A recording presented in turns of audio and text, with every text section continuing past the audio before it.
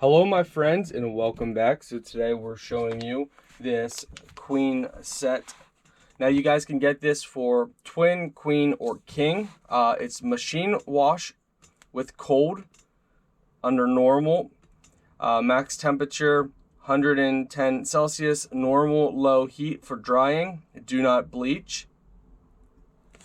Let's go ahead and open this up and then lay it out. Show you guys what it looks like.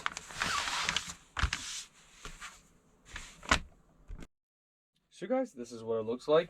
It's nice and smooth.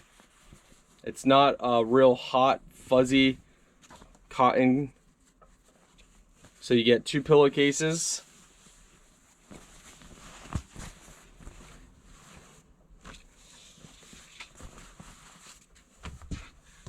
And here is... Alright, let's actually go lay it out for you guys. Alright my friends, so this is how it looks once laid out. Now, you know, you guys can use this with multiple different things. You could actually use it just as the cover, or you can use it in a different way. So this is the pillowcase.